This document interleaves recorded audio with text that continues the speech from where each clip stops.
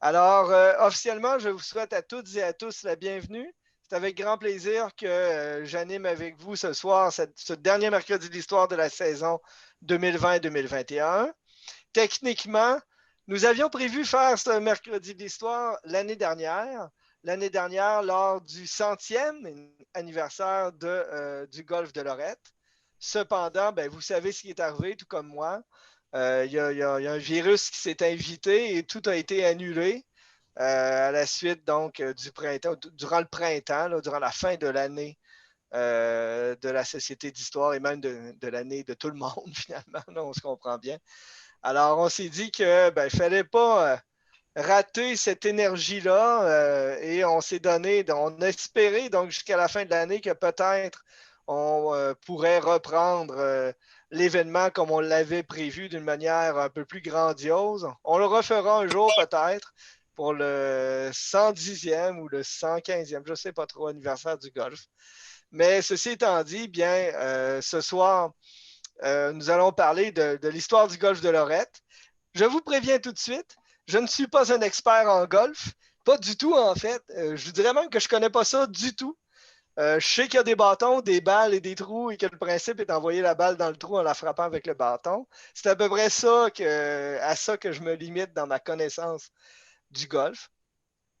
Cependant, je sais qu'il y a des experts dans la salle, donc des gens qui ont été administrateurs du club de golf, qui ont été joueurs au club du golf, qui se sont impliqués d'une manière ou d'une autre sur ce magnifique endroit, donc ce magnifique terrain qui est le club de golf de Lorette. Alors, il ne faut pas se gêner pour amener des précisions là, sur les aspects du jeu ou quelque chose comme ça lorsqu'il en sera question. Bien sûr, ma présentation est teintée un peu de comment je vais dire ça, de mon intérêt à la lecture des documents, là, notamment des minutes du golfe de Lorette. Alors, je me suis égaré à lire les minutes du golfe de Lorette qui nous ont été prêtées gracieusement par l'organisation du club de golf. Et en lisant ça, évidemment, là, dès 1920, connaissait du monde dans les noms qui étaient mentionnés, dans les fondateurs, dans les premiers membres, dans les premières femmes qui étaient présentes. Évidemment, quand je dis je connaissais du monde, je ne les connaissais pas personnellement, on s'entend. Je connaissais leur nom, un peu leur histoire, et c'est ce qui m'a fasciné le plus, j'oserais dire, dans la lecture de ces documents-là. Évidemment, j'ai également des photos, des extraits de journaux qui ont été fournis pour la plupart par Louis Pelletier, là, qui est un membre de la Société d'histoire et aussi très impliqué au golf. Alors, je le remercie. Je remercie aussi Roch Gagnon qui est présent avec nous ce soir, là, avec lequel on avait organisé une grande assemblée là, au printemps dernier qui ne s'est jamais déroulée pour les raisons que l'on connaît. Je tiens à le dire et je finis avec ça tantôt aussi. Là. Le club de golf a produit un livre sur le centième anniversaire du golf dont j'ai l'affiche derrière moi et qui est disponible là, à l'achat en fait au club de golf. Alors, on donnera des renseignements supplémentaires à la fin parce que je représente là, cette image-là du livre sur l'histoire du golf de Lorette. Alors, je tiens à dire, en fait, avant de débuter officiellement, qu'il y a quelques membres du conseil d'administration qui sont présents dans la salle. Il y a Lisette Godbout que je vois en ordre, qui est notre trésorière. Alors, bonsoir Lisette. Il y a Denis Paul, qui est le vice-président de la Société d'histoire. Denis Paul est là. Il y a Francine Trudel, qui est également présente comme secrétaire, qui est sous le nom de Claude Martel. Mais bon, Claude Martel, Francine Trudel, bon, ça va ensemble. Alors, et là, je ne vois pas tout le monde. Il y a Hugo Chouinard qui est là, bien sûr. Mon collègue Charles n'est pas là ce soir. Il y a Mme Céline Durand qui était là tantôt. En tout cas, je vous ai vu, qui est administratrice à la Société d'histoire de la Haute-Saint-Charles. Je vous salue toutes et tous. Alors, c'est notre dernier de l'année. Alors, on va se faire plaisir, puis on va y aller dès maintenant. Je vous partage mon écran dans un instant.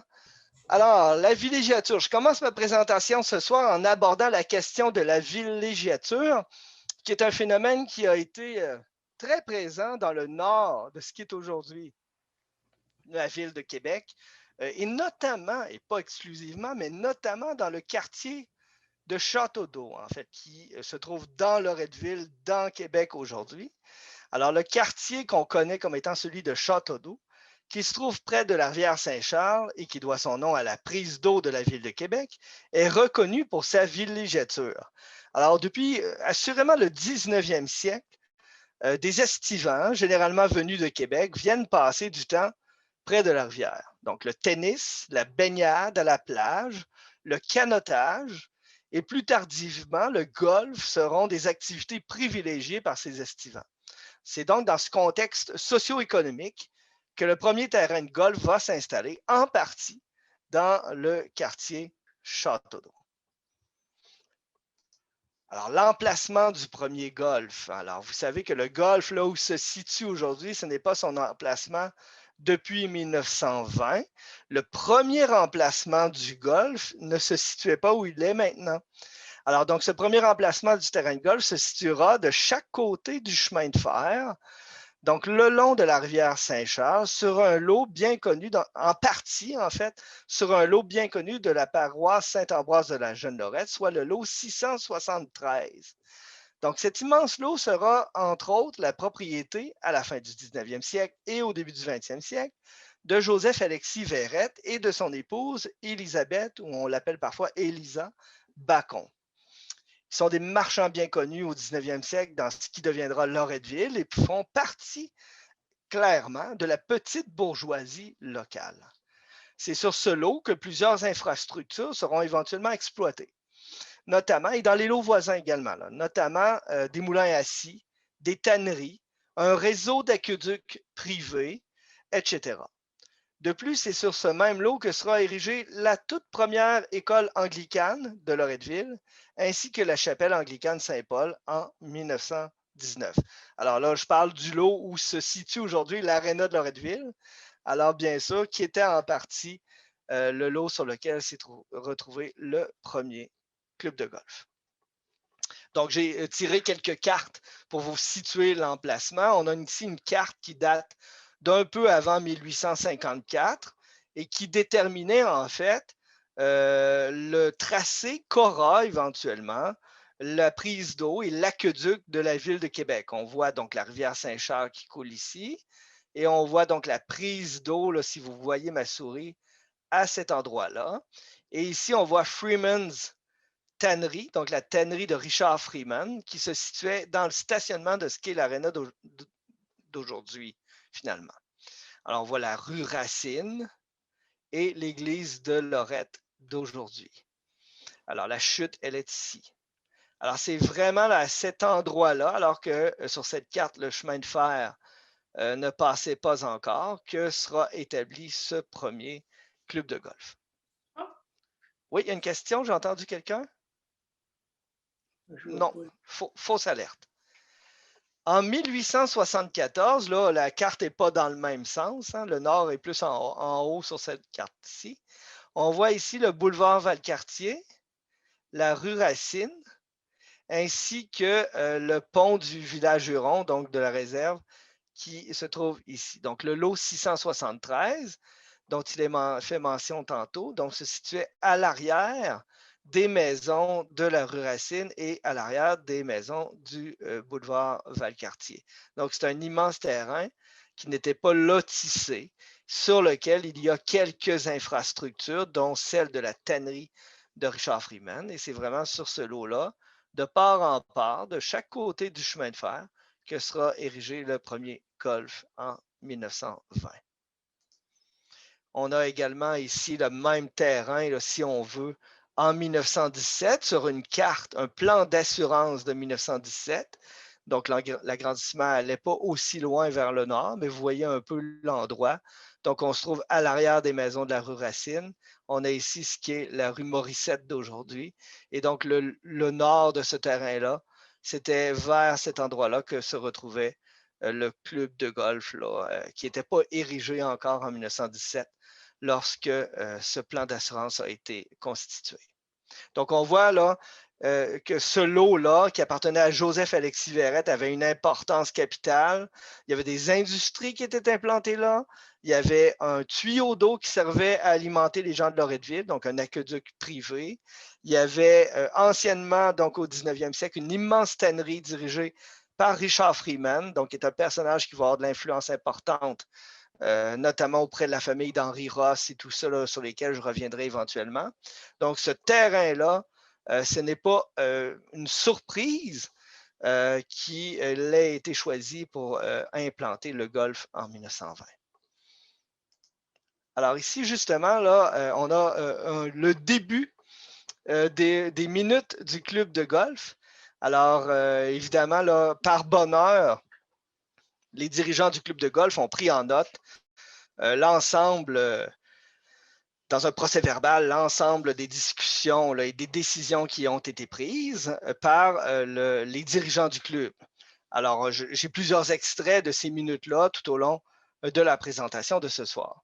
Alors, ici, à la séance du 20 mai 1920, pour la formation d'un club de golf, sont présents messieurs Elzéar A. Verrette, retenez bien son nom, Arthur Gagnon, Sieur Émile Jonca, Ernest Blondeau, G.D. Fitzgerald, Gustave Gagnon, L.P. Louis-Philippe Gagnon, Oscar Lanière et Willie Moffat. Bon, essentiellement, dans ces premiers noms-là, quand on a l'œil aiguisé puis qu'on farfouille depuis quelques années dans l'histoire locale, le premier nom, donc d'Elzéar Verrette, qui deviendra le premier président du club, eh bien, c'est clairement un membre de la famille de Joseph-Alexis Verrette, dont je vous ai parlé il y a quelques instants. C'est également de la même famille que le dentiste Verrette, etc., etc. Donc, c'est cette famille-là qui va se retrouver non seulement sur le terrain familial à implanter le club de golf, mais aussi on s'implique dans la constitution là, de l'organisme en 1920. Quand on pense à Émile Jonca, il y a quelqu'un qui me dit, oui, effectivement, M. Roch-Gagnon, vous avez tout à fait raison, M. Roch-Gagnon. Vous me dites en privé, là, si vous me permettez, qu'il était parent de ma mère, Marguerite Verrette. Vous avez tout à fait raison.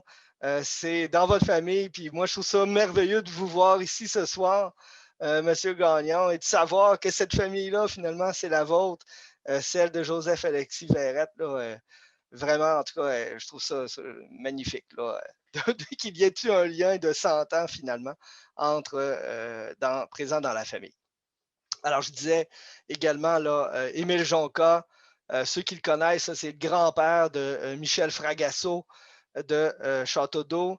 G.D. Fitzgerald était marié avec une des filles de Henri Ross. Henri Ross, qui était là, celui qui avait la ganterie, l'industrie du cuir, qui se trouvait à côté du pont qui traverse pour se rendre à Wendake. Donc, l'espèce de grand édifice blanc avec une arche dans le milieu, là. Alors, M. Fitzgerald était marié avec une des filles de Henri Ross. Et bien sûr, là, Ernest Blondeau, là, on le connaît également comme étant quelqu'un d'impliqué dans sa communauté. Là, si je me souviens bien, on l'appelait le colonel Ernest Blondeau. Alors, tous des gens là, qui sont présents, impliqués de près ou de loin dans une espèce de bourgeoisie locale qui, soit qu'ils sont des estivants, qui sont en train de s'implanter en permanence, ou qu'ils sont des gens de Loretteville là, qui ont une certaine notoriété socio-économique et qui vont les amener à créer le club de golf. Donc, la séance s'ouvre à 9h p.m., proposée par G.D. Fitzgerald, secondé par Ernest Blondeau, que M. Arthur Gagnon agisse comme secrétaire et que l'on procède à l'élection des officiers, proposé par Émile Jonca, secondé par Ernest Blondeau, que M. E.A. Verrette soit élu président, adopté. Là, évidemment, j'ai coupé la minute, là, bien sûr. Là. Ça continue, là, on nomme les gens comme secrétaires, etc., etc. Donc, c'est vraiment là, le moment de la fondation du club de golf, le 20 mai 1920, pardon, j'ai fait un beau lapsus, le 20 mai 1920, au moment où on crée cette institution centenaire aujourd'hui. Alors, la prochaine, alors toujours dans la séance du 20 mai, alors si je continue à lire un petit bout, là, la séance du comité s'ouvre à 9h40. Une fois que le comité a été créé, qu'on a fait une assemblée de constitution, là, on crée une nouvelle assemblée, une nouvelle séance, celle du comité, là, avec le président, etc. Alors, sous la présidence de M. E.A. Verrette, sont présents M. E.A. Verrette, Émile Jonca, Ernest Blondeau, Arthur Gagnon, G.D. Fitzgerald et Louis-Philippe Gagnon. Le président donne lecture des personnes qui désignent faire partie du club. Alors là, M. Whelan, Gustave Gagnon, Arthur Gagnon, M. Moffat, M. Lanière, M. W. Légaré, peut-être, je ne sais pas, le Welly Légaré, aidez-moi, c'est peut-être lui, je ne suis pas certain. Le grand-père de Jean Légaré d'aujourd'hui, le Canot Légaré. Alors, M. Tierney, je ne suis pas certain, M. Roche, M. Pomerleau, M. Dines, on va le voir souvent, M. W. McMillan, L.A. Pouliot et O. Paquette. Alors, donc, ça, c'est un peu comme étant les personnes qui désiraient adhérer à la première saison, ou je ne sais pas comment le dire, de golf en 1920. Il est donc proposé par M. Fitzgerald, secondé par M. Jonca, que les 20 premiers membres soient considérés comme des membres fondateurs et que leur droit d'entrée, y compris la souscription de l'année de 1920, soit de 5 $ et que les autres personnes qui voudraient faire partie du club paient la somme de 5 $ du droit d'entrée et 5 $ de souscription par année adoptée. Alors, donc, les membres fondateurs ont un privilège par rapport à la cotisation annuelle. C'est ce qu'on comprend bien. Donc, prochain. On a ici le premier président. Alors, Elzéar Verrette, donc la photo n'est pas très bonne, là, elle m'avait été fournie par Louis Pelletier. Alors, donc, le tout premier président, là, Elzéar Verrette. Voilà. Alors, ici, il y a une question dans la conversation. Toujours Madame Nadège Doyon mentionne 5 $ en 1920. Il me semble que c'est dispendieux. Bien, certainement que c'est dispendieux en 1920, 5 $. Il faut aussi savoir là, qu'on vient de sortir le contexte socio-économique plus large. Là. On vient de sortir, en fait, de la Première Guerre mondiale. On vient de se sortir d'une pandémie mondiale qui s'appelle la grippe espagnole, où il y a environ 30 à 40 millions de personnes qui sont mortes sur la planète. Et on est dans une période là, où on est comme en transition dans une société où on consomme sans égard à la surconsommation. Puis, bien, on était tellement privés dans la Première Guerre mondiale qu'on consomme, ce qui va mener, vous le savez, au crash boursier en 1929. Donc, assurément que 5 $, c'est assez cher à l'époque. Puis c'est pour ça que depuis tantôt, là, j'ose évoquer, là, avec prudence quand même, l'idée que c'est vraiment là, des gens qui fondent le club et qui sont donc des gens de la petite bourgeoisie locale. Je crois que Hugo Chouinard veut nous parler. Et ça revient à environ 60 $ en 2021. Alors, merci Hugo. Hugo est un spécialiste de la monnaie. Alors, merci Hugo d'avoir dit que ça correspondait à environ à 60 $ d'aujourd'hui. Alors, bon. Mario, la Oui, cotisation aujourd'hui, plein privilège, c'est 3 600 $. aujourd'hui, c'est 3 600 $. Alors, aujourd'hui, bien, c'est un petit peu, en proportion, si je comprends bien, un peu plus cher que ça pouvait l'être en 1920 à la suite de la conversion que nous a fait notre ami Hugo Chouinard. Donc, finalement, c'était peut-être pas si cher que ça en 1920, là, toute comparaison étant égale, bien sûr. Alors, ici, on a un article de journal qui mentionne le golf. Donc, Lorette Golf Club. À une assemblée de ce club tenue à Loretteville, les messieurs suivants ont été élus. Messieurs Henri Ross et Ludger Bastien, éventuellement. Président honoraire. Monsieur E.A. Verrette, président. Actif Émile Jonca, vice-président. L.P. Gagnon, secrétaire trésorier. Comité Arthur Gagnon. F.B. Gourdeau. Ernest Blondeau et G.D. Fitzgerald. Juste à dire, là, Henri Ross et Ludger Bastien, c'est quand même deux membres assez importants à considérer comme président honoraire du club de golf. Henri Ross, là, il est à la fin de sa vie. Il est dans les dernières années de sa vie. Si je me souviens bien, il est mort là, autour de 85 ans, là, quelques années après 1920, 1926 de mémoire. Là, je dis ça sous toute réserve. Et Henri Ross là, était quelqu'un qui était très actif dans la communauté. C'est lui qui avait notamment travaillé pour faire construire l'église anglicane et l'école anglicane tout près de l'aréna d'aujourd'hui. Donc, il se trouve juste à côté, finalement, du club de golf qui va être érigé au nord de ces deux endroits-là. Et Ludger Bastien, bien, on connaît son implication et son rôle de leader là, dans la communauté. Il va être député éventuellement. Il y a des tanneries sur ces lots-là également, dans ce qui est le parc Jean-Régé-Durand aujourd'hui ou à peu près. Donc, c'est deux leaders super importants qui vont contribuer notamment là, à comment dire, à la location du premier terrain sur lequel va être érigé le club de golf. Mario? Oui. Ludger Bastien, est-ce que c'est celui-là qui a eu une poursuite avec la Ville de Québec au sujet de l'aqueduc, puis c'est allé au Conseil privé de Londres? Absolument. C'est lui qui va poursuivre la Ville de Québec, faire une histoire courte, parce que la Ville avait grossi son tuyau d'eau en 1913 en installant un deuxième tuyau de 40 pouces, réduisant le débit dans la rivière Saint-Charles et nuisant de beaucoup à sa tannerie dans le parc Jean-Roger-Durand d'aujourd'hui.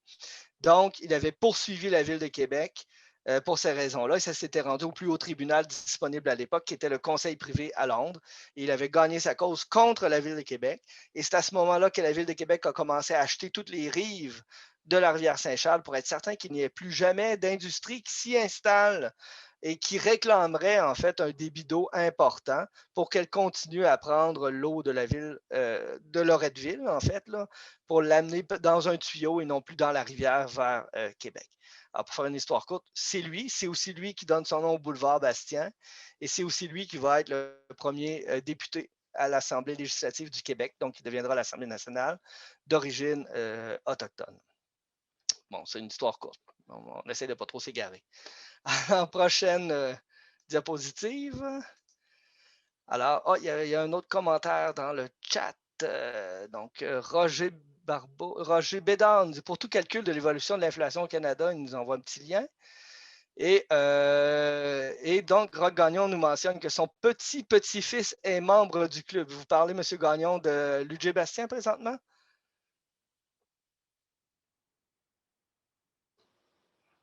Oui, il dit oui, c'est ça, voilà. Donc, encore une fois, là, 100 ans plus tard, il y a une espèce de pérennité et une espèce de lien fort qui existe au club de golf.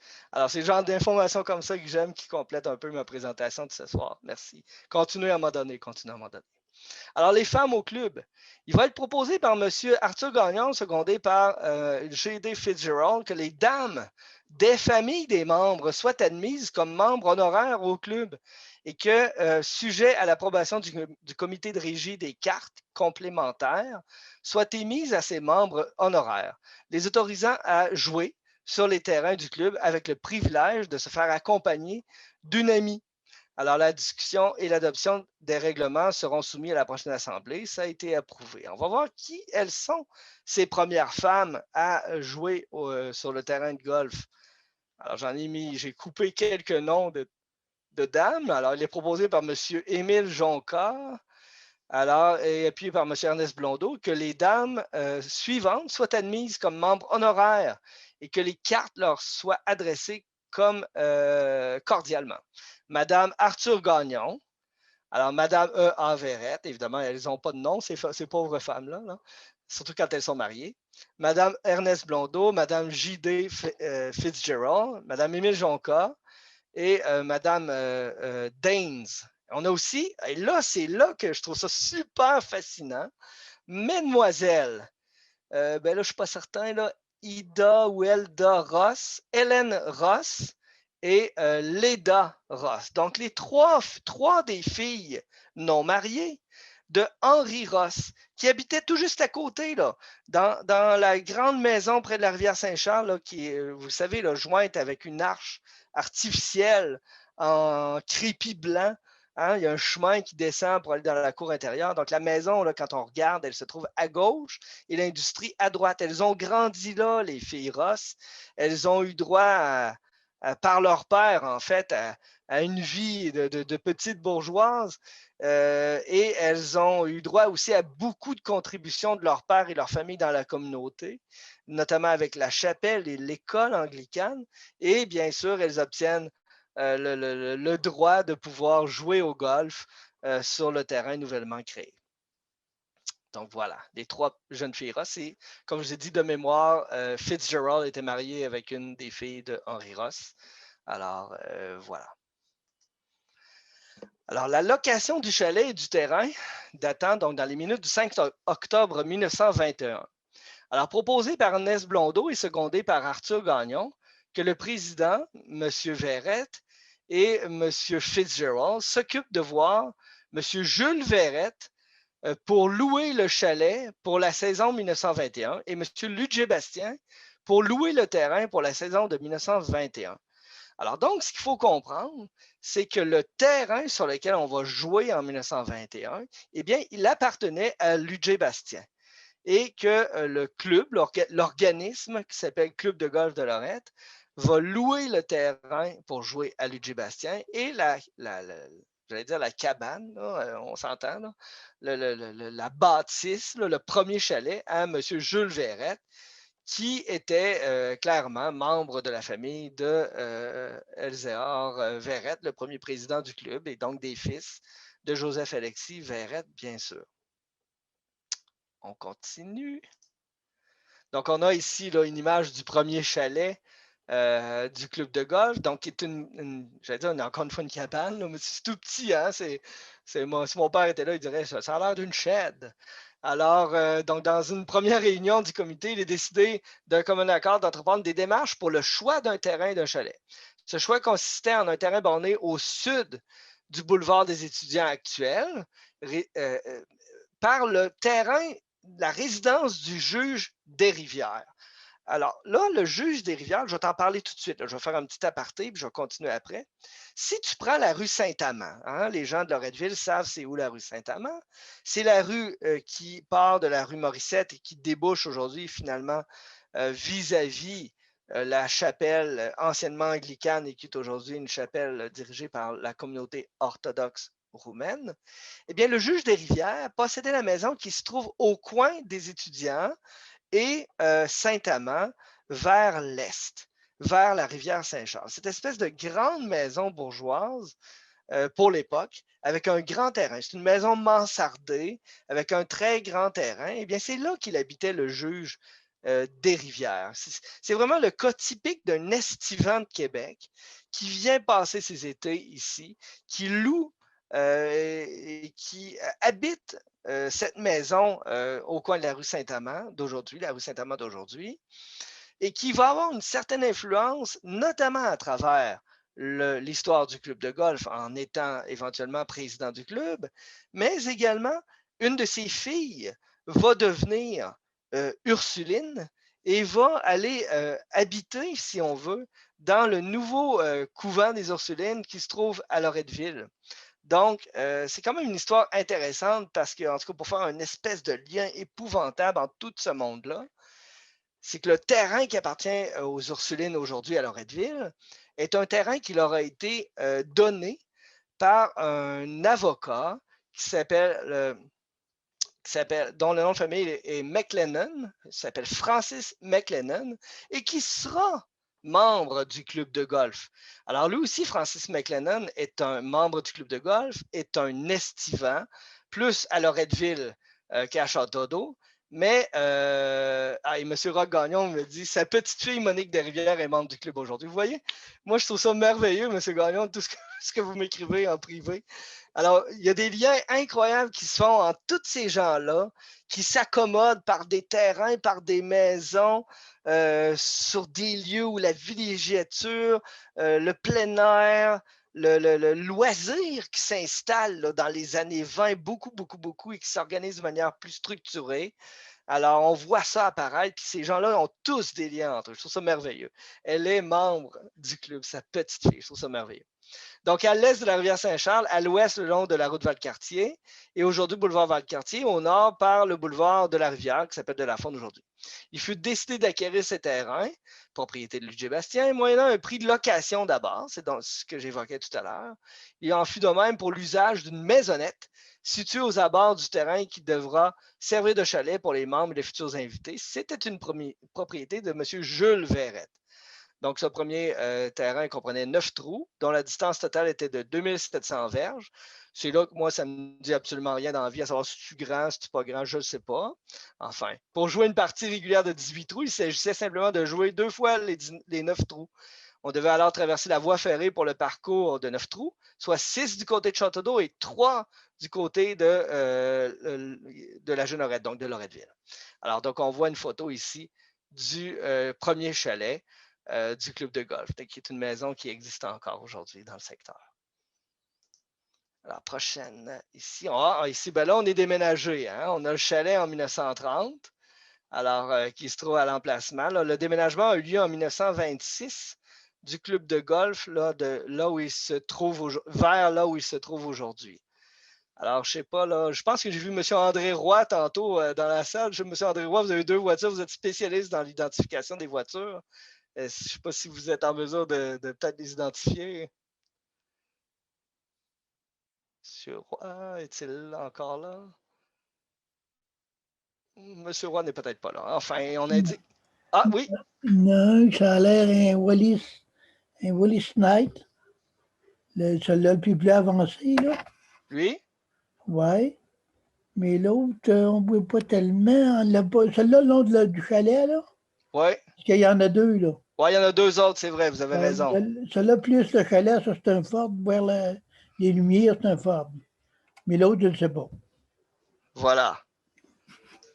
Enfin, en tout cas, on indique sur la photo 1930. Et M. Gagnon me précise là, que le déménagement a eu lieu en 1927 et non en 1926. Désolé pour la coquille. Alors, merci M. Roy aussi là, pour l'identification des voitures. Donc, on a le chalet ici de 1930, alors qui n'est plus celui d'aujourd'hui, évidemment. Alors, on va passer. Alors, on a une carte ici. Ça, c'est une carte aérienne qui date de 1948. C'est un ensemble de photos qui ont été prises par des avions et qui ont été collées pour créer une mosaïque, en fait, de l'ensemble du territoire actuel ou à peu près de la ville de Québec. Et on va voir, en fait, clairement l'emplacement du club de golf là, qui va se trouver là, ici. Là. Hein? Ça, ici, on a la rue Cook, bien sûr. On a la rue du Golf. Et on a le chemin de fer là, ici. Et donc, le terrain de golf en 1948 se trouvait à cet endroit-là. Donc, on le voit bien à la suite du déménagement là, en 1927. Il est toujours en conversation. Alors, Hugo transfère à tout le monde le lien pour avoir accès à cette dite carte. Hein, vous pourriez aller vous amuser là, à aller regarder toutes sortes de choses là, à la suite de la rencontre de ce soir.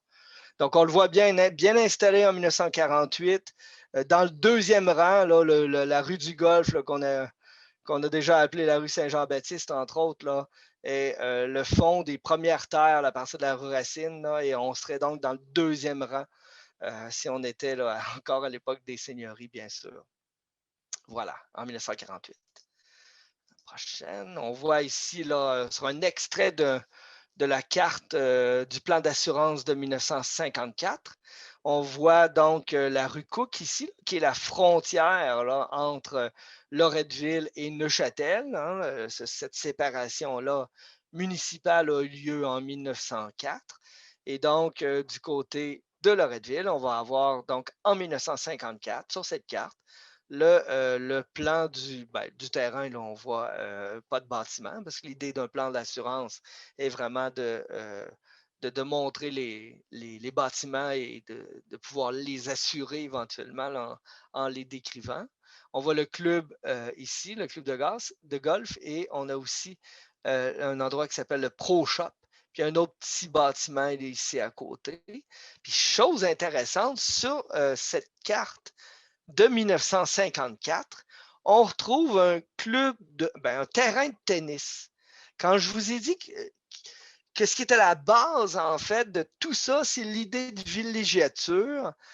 qui est créé là, au départ par la rivière, eh bien, l'idée des tennis va jouer un rôle super important. On en retrouve encore quelques tennis quand on a bon œil là, dans le château d'eau lorsqu'on se promène aujourd'hui. Eh bien, cette idée va être transportée lors du déménagement du club de golf et on va installer un terrain de tennis, un court de tennis. Je ne sais pas pendant combien de temps il a existé. Je ne sais pas s'il y en a qui savent là, à quel moment il a disparu, là, le terrain de tennis sur le terrain de golf. D'aujourd'hui, je ne sais pas s'il y en a qui sont en mesure de nous le dire. Sinon, bien, c'est pas très grave non plus, là, mais ça démontre bien l'importance de la villégiature, du loisir, du plein air, l'été, sur le site, là, en plein air, dans le nord de Québec. On sort des centres-villes, puis on s'en va là, profiter du grand air. Alors, il y a peut-être une réponse ici dans le chat qui arrive. Et alors, M. Rock-Gagnon écrit « J'étais junior en 1958 et le tennis n'existait plus. Donc, il a disparu quelque part entre 1954 et 1958, visiblement. » Merci encore une fois de l'information. Alors, prochaine. Alors, ici, on a le résultat, en fait, du tournoi qui s'est déroulé les 8 et 9 juillet 1922. Et on a ici là, bon, le résultat, là, bien sûr, là, en ordre. Là, je pense que quand on ne fait pas beaucoup de coups, c'est parce qu'on est bon. Puis quand on fait beaucoup de coups, c'est qu'on est moins bon. Hein. J'ai compris ce principe-là. Alors, les gens sont en ordre de personnes ayant performé, si on veut. Et moi, ce qui m'intéresse, ben, ce n'est pas tant le score. Là. En tout cas, je ne sais pas si on est avec des scores exceptionnels, mais c'est les noms des gens qui vont participer. Alors, le deuxième ici, c'est quand même le président du club, là, M. Verrette, qui termine avec un score de 81. Il s'est fait battre par M. O'Paquette avec un score de 80. Si on continue, quelques noms pour nous faire plaisir. Alors, ici, il y a M. Fitzgerald, qui a quand même eu 80. Oui, pardon, j'ai entendu un son, qui a eu 98. On a Ernest Blondeau, qui était dans les membres fondateurs, donc qui a eu 104. On a, attention, P.A. Alain. Moi, ce nom-là, ça m'allume quelque chose. P.A. Alain avait une manufacture de cuir à Saint-Émile, d'une part, mais P.A. Alain avait aussi un domaine exceptionnel à Château-d'Eau, le long de la rivière Saint-Charles, et qui a été incendié. On a jasé de ça l'autre jour, là, Francine Trudel ou Claude Martel, aidez-moi, qui a brûlé probablement quelque part dans les années 60, un immense domaine le long de la rivière Saint-Charles. Et ben voilà, il était participant au club de golf, au tournoi de golf de 1922, P.A. Alain. On a aussi 2 membres de la famille Chauveau. Ça, la famille Chauveau, c'est vraiment pas anodin de savoir qu'ils ont été impliqués comme joueurs, mais aussi comme dirigeants du club de golf. Ils sont des membres de la famille du premier ministre du Québec, Pierre-Joseph Olivier Chauveau. Alors, dès la fin du 19e siècle, on va retrouver les Chauveau à 2 endroits, en fait, le long de la rivière Saint-Charles. Premier endroit, là, quelque part dans un lieu qu'on n'est pas capable d'identifier avec certitude, à l'est de la rivière Saint-Charles, dans un chalet en Boiron. D'accord? On a une photo ou 2 de ça à la Société d'histoire. Mais aussi, on va les retrouver tout près de l'aréna de Loretteville. Si on va dans le stationnement de l'aréna de Loretteville, là, les plus vieux, ça va vous rappeler quelque chose. De l'autre côté de la rivière, il y avait une maison mansardée. Et il y avait apparemment une dame qui habitait là qui chialait beaucoup après les jeunes qui allaient jouer dans ce coin-là et qui même, semble-t-il, tirait des coups de fusil avec du sel contre les jeunes qui allaient jouer près de chez elle. J'ai oublié son nom, mais dans cette résidence mansardée, vont estiver, je ne sais pas si c'est un bon mot, la famille du premier ministre Chauveau pendant de nombreuses années. C'était une résidence qui appartenait à Ludger Bastien, encore une fois, et la famille Chauveau va y séjourner pendant plusieurs étés. On a trouvé des photos de leur présence en débarquant de la gare qui n'existe plus aujourd'hui, mais qui était dans le stationnement de ce qui est l'hôtel-musée aujourd'hui. Ils débarquaient de la gare, on a des photos d'eux, la famille Chauveau, débarquant avec leurs valises et se rendant donc à pied à quelques pas de là, dans la résidence qu'ils louaient à Ludger Bastien pour l'été. Alors, ces chauveau-là, c'est les membres de la famille du premier ministre du Québec, PJO Chauveau, et le boulevard Chauveau, l'hôpital Chauveau, la commission scolaire régionale Chauveau, ben, c'est en leur honneur. Et pour moi, les voir là comme joueurs qui finissent avec quoi, 111 puis 112, ça m'évoque en fait énormément cette espèce de bourgeoisie locale de Québec qui se retrouvait près de notre rivière Saint-Charles à venir jouer au golf et à venir passer l'été. Donc, j'ai copié cette liste-là pour les chevaux, pour P.A. Alain, puis pas tant pour les scores, là, parce que je ne sais pas, 80, c'est-tu pas pire ça, 80? Dites-moi donc, les connaisseurs, c'est un bon score.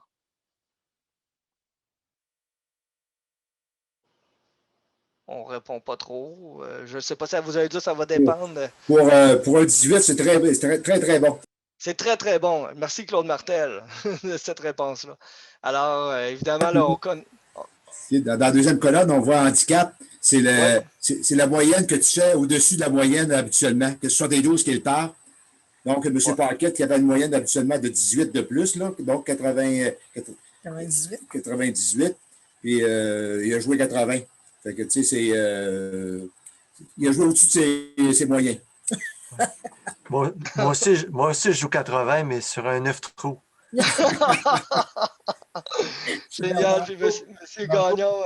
On voit M. Verrette à 4 d'handicap. Alors, 4 d'handicap, ça veut dire qu'il maintenant une moyenne d'à peu près 75, 76. OK.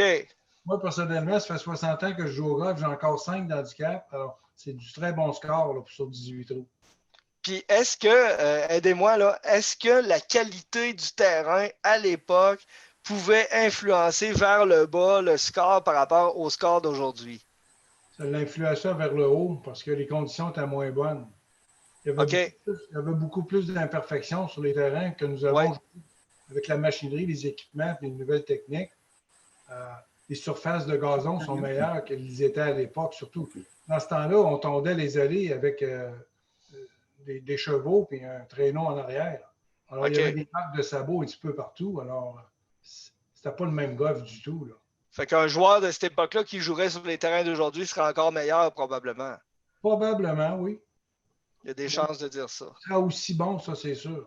Oui, je comprends. Surtout que les équipements ont considérablement changé, de la qualité des balles. Il serait meilleur, probablement. Il serait meilleur. Fait que bravo pour ces gens-là qui.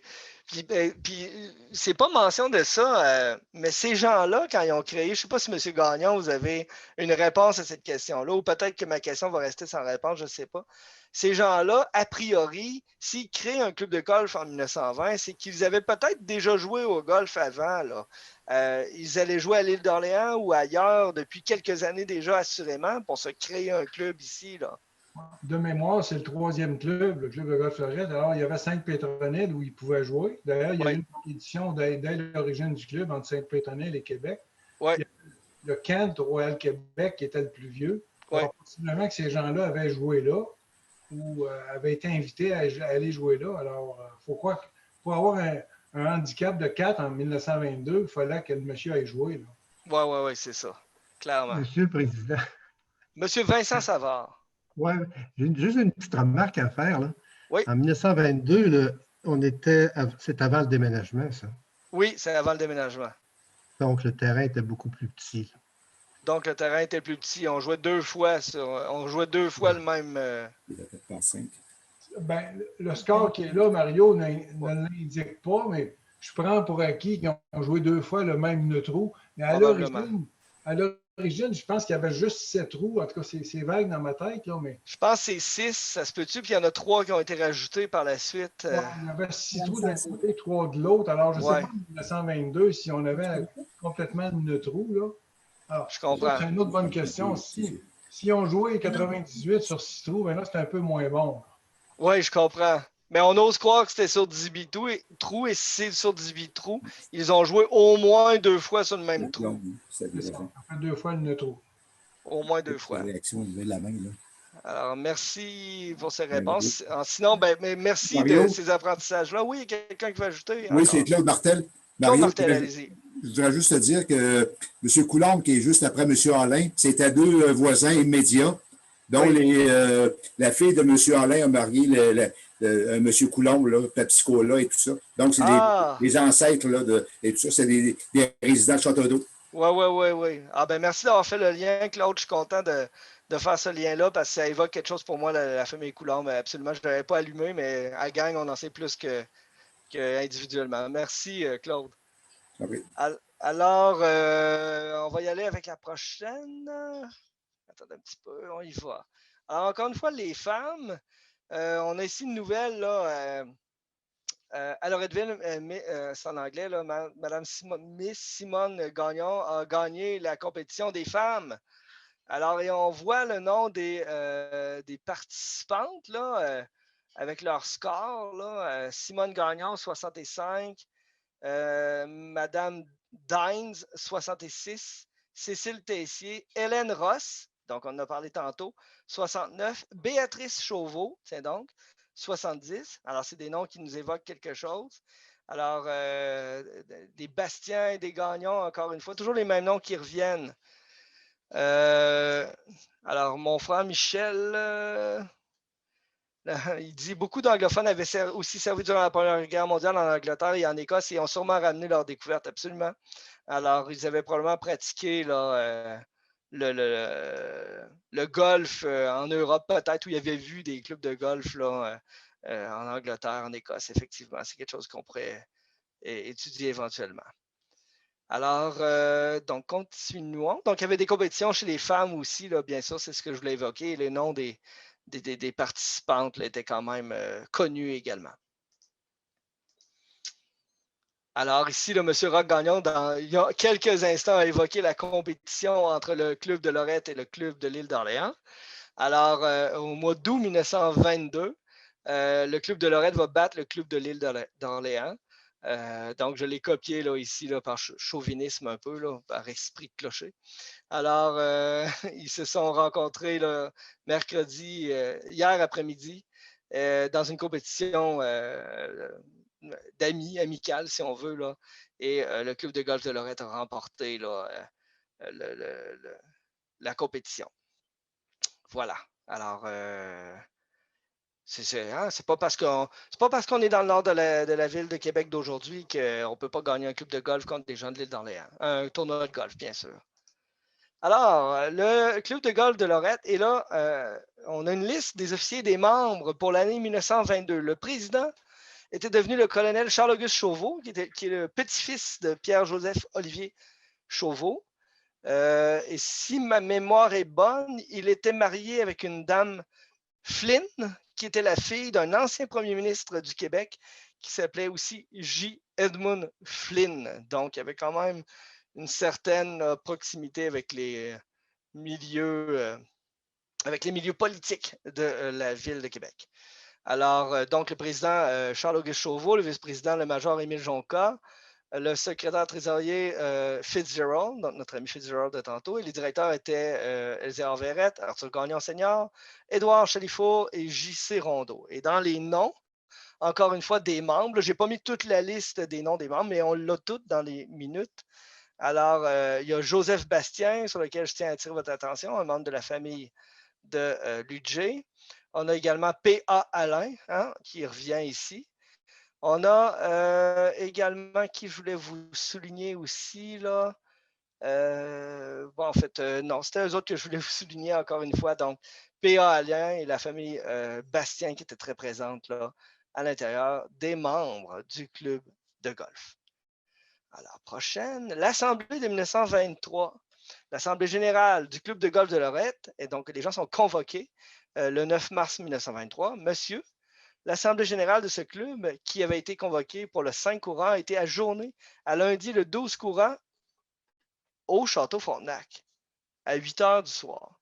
Vous êtes priés d'y assister pour prendre part à l'élection des officiers, recevoir les rapports, etc. J.D. Fitzgerald, secrétaire trésorier. Donc, l'Assemblée générale a lieu, moi c'est ce qui me frappe, au Château Frontenac, à Québec, l'Assemblée générale du club de golf.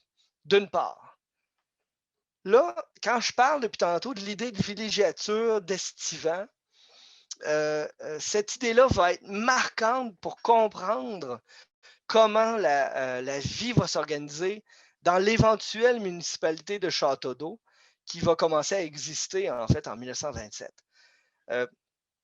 Les gens passaient l'été ici, mais retournaient en ville à Québec. Et une des choses qu'on mentionne en souriant là, du coin des lèvres, lorsqu'on parle de la ville de Château-d'Eau, c'est que une partie de leurs assemblées municipales, du conseil municipal, se déroulait dans l'hôtel de ville de Québec.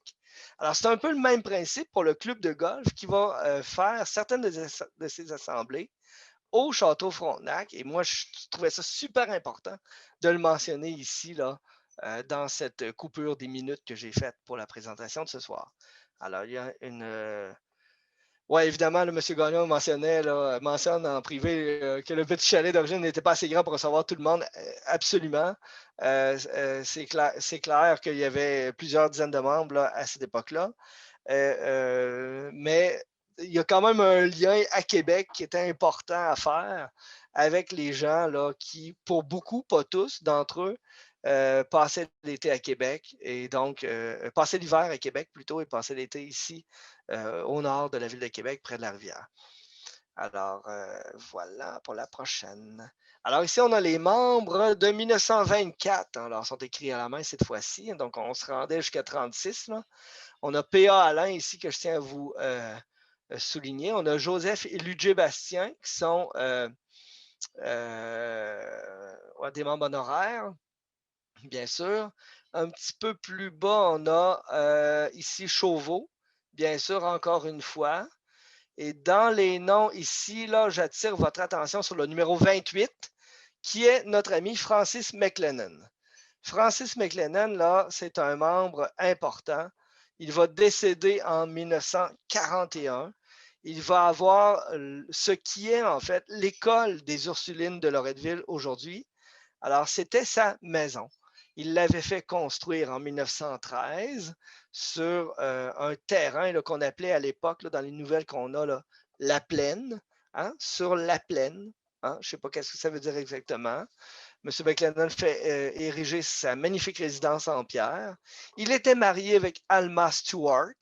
Alma Stewart était une des filles de Andrew Stewart et petite fille de Philippe Aubert de Gaspé.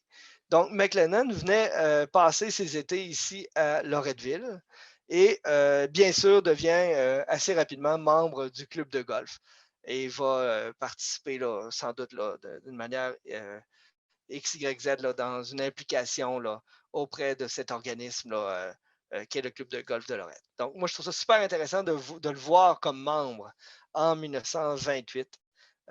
Et finalement, là, il va mourir sans enfant en 1941 et il va léguer par testament, en fait, son terrain aux Ursulines de Québec qui, finalement, vont poursuivre leur mission d'éduquer, là, et c'est toujours une école aujourd'hui, sur le site de la résidence de M. McLennan.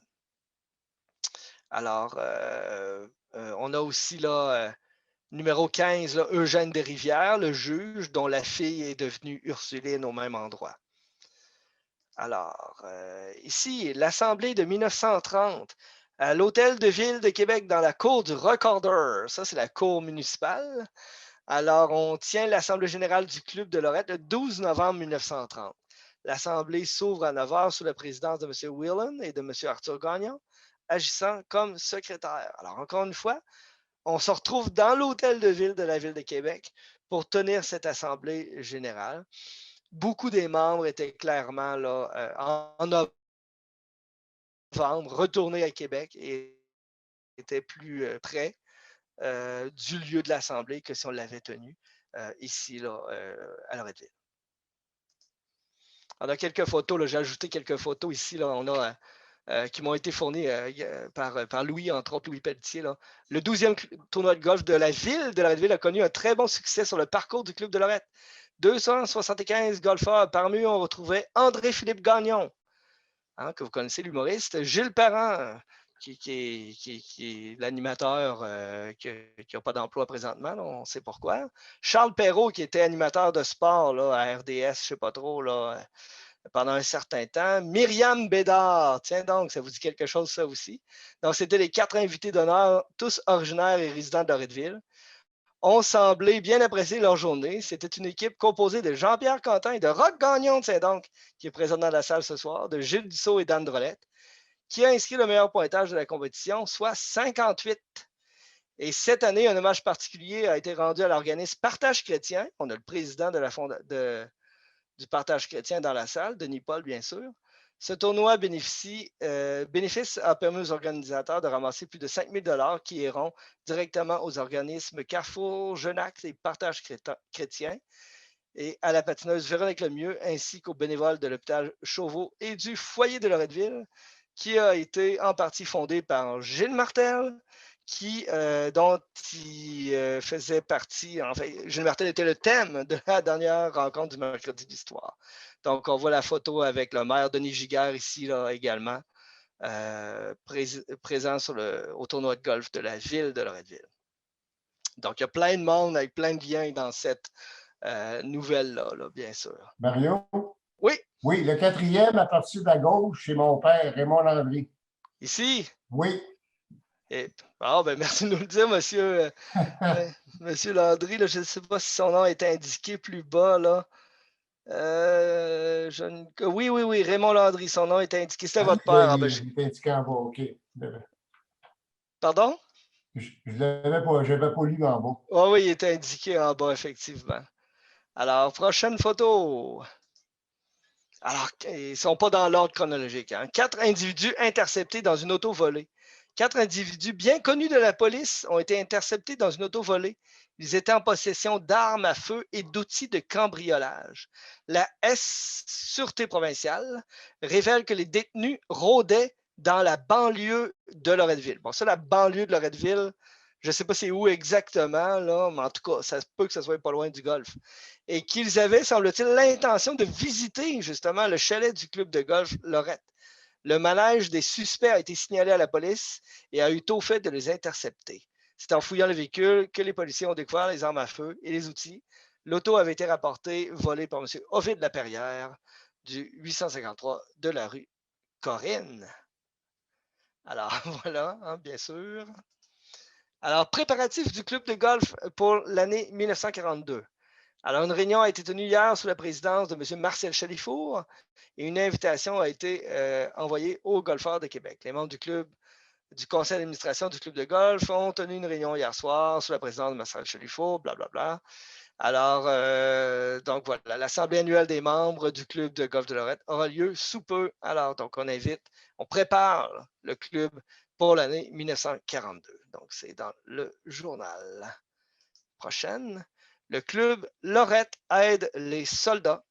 Alors, samedi soir à 9h, le président et les officiers du club de golf de Lorette recevront au chalet du club à une soirée dansante au profit des œuvres auxiliaires de guerre. Madame Quart, la dévouée et populaire présidente du comité des dames, qui vient justement d'être élue présidente du comité fédéral des œuvres auxiliaires de guerre, a eu la bonne fortune de réserver les services pour cette soirée d'un orchestre américain fameux actuellement en visite dans notre ville. Un grand nombre de billets sont déjà réservés et on anticipe une assistance record à cette soirée qui promet d'être un événement chic de la saison. Les membres, leurs amis et le public en général sont cordialement invités. Encourageons nos œuvres de guerre tout en nous amusant. Alors moi, je trouve ça merveilleux parce qu'il y a des gens qui ont participé à la fondation du club qui étaient aussi des vétérans ou des militaires de la Première Guerre mondiale. Donc, il y a une certaine pérennité là, de la mission, là, finalement, là, d'aide que l'on retrouve là, durant la Deuxième Guerre mondiale, bien sûr. Monsieur Lucier. Présent. Vincent Savard. Pourriez-vous préciser la date et l'identité du média? Est-ce que c'est le Soleil? Je n'ai pas la date ni le média avec précision sur celle-là. Je m'en excuse. Je le sais pas. Il faudrait que je recherche plus précisément une autre fois. Merci. De rien. Alors, c'est des découpures, en fait, qui m'ont été envoyées là, par Louis Pelletier, entre autres. Là. Alors, on n'a pas toujours la date et l'indication du journal. Alors ici, on sait que c'est le mardi 18 août 1931 au Lorette Golf Club. Alors, un incendie a détruit de fond en comble le petit chalet de Lorette Golf Club à Loretteville dans la nuit de dimanche à lundi. Et ça, à moins que je me trompe, c'est en 1931. Alors, le feu a été découvert vers les 11 heures par un automobiliste qui alla donner l'alarme à Loretteville. Quand les membres du club sont arrivés sur les lieux, l'édifice n'était plus qu'un brasier ardent. Une assemblée des directeurs aura lieu prochainement pour étudier la situation. Il est probable que l'on reconstruira à l'automne. Alors, ouais, je dis en 1931, c'est écrit 1931, je le sais bien, là, mais en tout cas, je savais que c'était en 1931 l'incendie. Alors, ici, dans la conversation, il ne restait plus, M. Gagnon nous dit, il ne restait plus que la cheminée là, à la suite de l'incendie. Seule la cheminée avait resté, avait survécu à l'incendie. Est-ce que, M. Gagnon, est-ce que vous savez s'il y avait eu une cause déterminée de l'incendie à ce moment-là, en 1931? De mémoire, c'est un filage électrique, là, mais c'est très vague, mais ouais. C'était pas un feu suspicieux. D'accord. Merci. En tout cas, oui, c'est ça. Ça me fait penser à quelque chose. Alors ici, on a, ça c'est une carte postale. Hein, vous savez, il y a des cartes postales qui ont été produites là, de plusieurs choses, et entre autres celle-là du Club de golf de Lorette. Donc le chalet, là, après l'incendie, bien sûr, là, de 1931.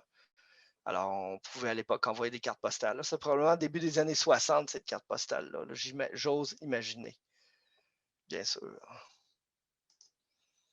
Alors ici, là, c'est peut-être un petit peu plus tard aussi. Là, je ne sais pas, là, par l'habillement là, des gens, là, des années 70 peut-être, là, plus ou moins.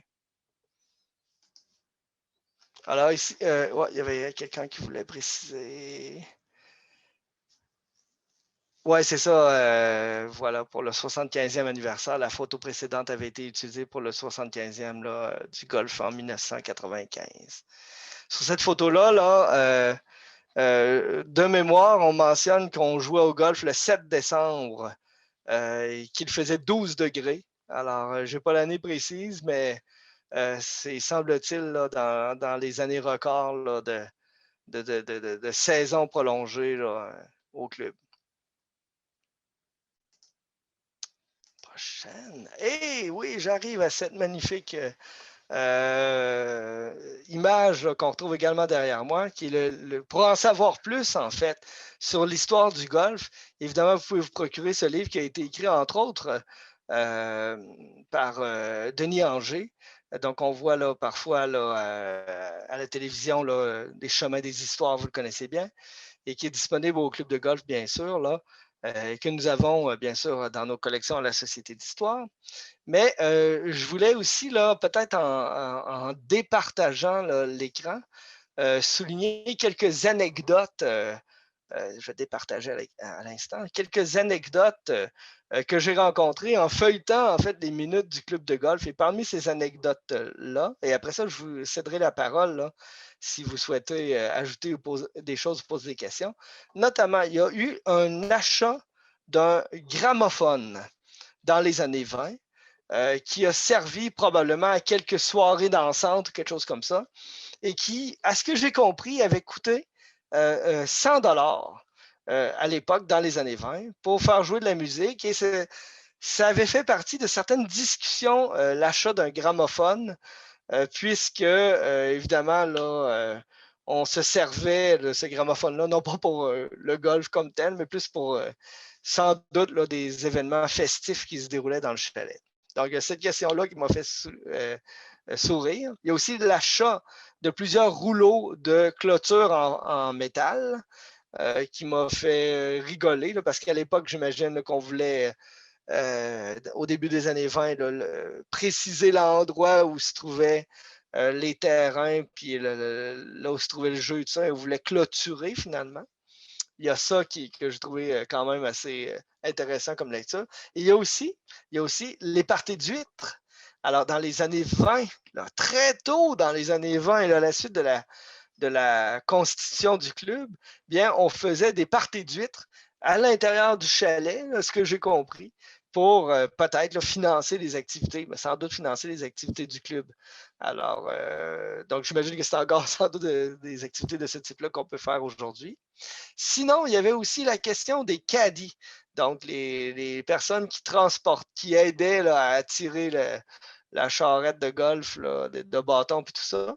Et j'ai cru remarquer et comprendre en lisant les minutes qu'il y avait eu certains conflits avec certains d'entre eux par rapport à la question des balles. Parce que certaines balles étaient, évidemment, là, par aucun membre et aucun joueur actuel du club, certaines balles étaient perdues dans la forêt lors de coups de golf, là. Et les caddies, à ce que j'ai compris, retournaient le soir et retrouvaient les balles et les revendaient au club de golf, à ce que j'ai compris. Alors, il y avait un petit... Pour préciser un petit peu là-dessus, quand j'étais oui. au club, dans les années 58-59, j'avais 8-9 ans, au cadet, pour les gens, ça nous donnait 25 cents pour notre trou, 50 cents pour 18 trous. Oui. Et quand on trouvait des balles, on n'avait pas le droit de les revendre. Il y avait passé un règlement, c'était défendu de les revendre. Alors, on restait debout sur la voie ferrée en se disant, on n'est pas sur le club de golf Lorette. Puis quand les golfeurs passaient, on leur vendait les balles. Mais ce règlement-là a été annulé par la suite parce que ça n'avait pas de sens. Ben, probablement que le règlement avait été créé à la suite du conflit là, dans les minutes là, mentionnées là, au début des années 20. À l'époque, les professionnels comme M. Huyot, qui était le pro du club de golf Lorette, ben lui, il vendait des balles de sa boutique de golf. Alors, si les membres se revendaient des balles entre eux autres, il ne vendait pas ses propres balles. Alors, exact. Mais pour revenir tantôt, tu parlais des clôtures. Ça avait été utilisé aussi pour faire les contours, protéger les contours de verre, parce que dans les années 27 et suivantes, il y avait encore du pâturage qui se faisait au Lorette. Alors, on voulait éviter que les vaches ou les chevaux aillent sur les verres et les surfaces plus appropriées pour les couler. Là. Je comprends très bien l'utilité de la clôture en broche là, à ce moment-là. C'est quand même fou de dire ça aujourd'hui puis de sortir une anecdote comme celle-là, là, de dire qu'il y avait encore des animaux qui allaient paître dans les terrains là, vagues autour du golf là, à cette époque-là. D'ailleurs, Mario, dans les premières années qu'on est arrivé en 1927, le club est tombé en difficulté financière, je pense que c'est dans les années 1935. On avait prêté nos terrains à des agriculteurs avec comme objectif de reprendre les terrains par la suite. Il n'y avait pas le droit de les vendre, mais ils les utilisaient pour faire du pâturage. Alors, une espèce de location, finalement. C'est une location. Ça avait duré 3-4 années. Et par la suite, les finances se sont placées. Pour revenir sur le livre, j'aimerais préciser que le prix du livre pour les membres du Club de golf Lorette, c'est de 25 $. Et pour les non-membres, c'est 30 $. Mais pour tous les membres de la Société de la Haute-Saint-Charles qui veulent se procurer le livre, on va le faire au prix de 25 $. Alors, la seule façon de se le procurer, c'est de téléphoner au Club de golf Lorette, demander Mme Carole Bolduc. En raison de la COVID, on ne peut pas... Puis, elle va vous donner les instructions pour vous procurer le livre. À ce moment-là, on pourra s'organiser avec Francine Trudel, là, notre secrétaire, pour peut-être fournir une liste nominative là, des membres pour que les gens puissent bénéficier du rabais là, de 5 $. Là. Alors, si vous pourriez me procurer cette liste-là, je la remettrai à l'administration. Puis si quelqu'un appelle, bien, il pourra bénéficier du prix de 25 $. Absolument. Merci. Je vous remercie beaucoup là, de cette ouverture-là. C'est vraiment magnifique là, pour les gens intéressés là, dans la salle ce soir là, à se procurer le livre. Merci beaucoup, M. Gagnon. Sinon, oui, Mario? Francine? Juste de dire à M. Gagnon qu'il n'y a pas de problème, je vais vous l'envoyer, la liste. Merci, Francine. Est-ce que je pourrais apporter un commentaire? Allez-y, M. Claude Martel. En bas âge, moi aussi, j'ai été cadet au club de golf Lorette. Et mon premier joueur à qui j'ai cadé, c'était le père de Roch Gagnon. Magnifique. Et voilà, j'ai appris qu'il faut avoir beaucoup de caractère pour jouer au golf. Là. Mais Mario, pour revenir sur le prix qu'on recevait pour cader, mais dans les dernières années que j'ai cadé, quand j'avais 16-17 ans, je m'étais fait un réseau de gens d'affaires parce qu'il y avait beaucoup de gens d'affaires, surtout dans le domaine du cuir, qui venaient jouer au club de golf Lorette les mardis et les jeudis. Et je traînais 2 sacs. Ces mêmes monsieur-là me donnaient 10 $ par 18 trous. Je me faisais 20 $. J'avais un monsieur le dimanche, monsieur adjuteur du Sceau de Château-d'Eau qui me donnait lui 20$ pour cader son sac. En autant que j'y fasse faire un petit scotch quand on passait au restaurant, sans que sa femme s'en rende compte. Alors, on avait bien du plaisir. Tu connu toi aussi? Ben oui. Il l'a connu. Claude aussi. Ouais, Moi, ouais. il vous demandait des scotch à vous aussi, Claude? Non, pas. J'étais sobre à l'époque. Monsieur Dussault. Monsieur Dussault, oui. Oui, c'était une personne intéressante à cader. Je tiens aussi absolument à souligner, en fait, pour moi, dans ma tête, là, quand j'évoque, moi, fin quarantaine, là, quand j'évoque le club de golf, pour moi, c'est pas jouer au golf, mais pour moi, c'est l'hiver. Moi, dans ma tête, à moi, le club de golf a eu une signification particulière pour deux choses. Aller glisser et aller faire du ski de fond. Pour moi, ça a été là, dans mon enfance, jusqu'à temps que j'avais peut-être 12-13 ans, là, 14 ans, je ne sais plus trop. Ça a été vraiment un lieu super important dans ma vie pour aller avec mes amis, notamment avec Patrick Lebrun, le fils de Paul, qui était membre du club de golf. Là. On allait glisser ensemble puis faire du ski de fond aussi sur le terrain. Fait que, tu sais, moi, je pense que le loisir s'est étiré aussi là, en dehors de la saison là, de jeu là, de golf comme tel, là, avec la possibilité d'aller faire ça au club de golf. Puis quand on allait s'acheter un chocolat chaud après notre randonnée en ski de fond là, dans la grande bâtisse majestueuse, là, ça nous impressionnait, puis on trouvait ça grandiose là, d'aller voir ça. Là. Puis quand je suis allé l'année dernière vous rencontrer, là, Monsieur Gagnon, ça m'aurait évoqué à nouveau là, ce souvenir-là. Puis Lisette, là, Lisette Godbout, là, qui a été ma professeure de 2e et de 5e année à l'École La Source, qui me mentionne là, dans le chat qu'on y allait avec nos classes. Donc, les écoles du secteur allaient aussi glisser là, ou faire du ski de fond sur le site du golf. Là. Je ne sais pas à quel moment c'est apparu ça exactement, M. Gagnon. Je ne sais pas si vous avez cette information-là. Le ski de fond, ça doit faire au moins une trentaine d'années qu'on a une entente avec la Ville de Québec. Le fait qu'on a développé les pistes de ski de fond, on recevait une subvention. Puis, ouais. Avant les fusions municipales, je ne sais pas quelle date les fusions municipales. 2002. Bon, bien, beaucoup avant ça. D'après moi, le ski de fond a commencé là en 1990 au moins. C'est sûrement avant ça, parce que moi, dans les années 80, on y allait. Moi, j'ai fini le primaire en 85 avec Lisette, là, puis on y allait déjà avant ça. Là. Est-ce qu'il y avait du ski de fond? Oui, il y avait du ski de fond et de la glissade. Peut-être. Probablement que ça a commencé dans les années 80. Non. Mario, j'ai un commentaire là-dessus. Oui. Je demeure en quartier Montchâtel, puis je me suis construit en 1977. Et les premières années, le ski de fond traversait la rue Cook, faisait des pistes dans Montchâtel et il passait sur mon terrain entre la rue du Glorieux et d'Estrée pour retraverser au terrain de golf. Absolument.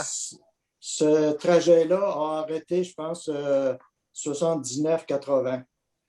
Parce que là, il y avait beaucoup d'habitations.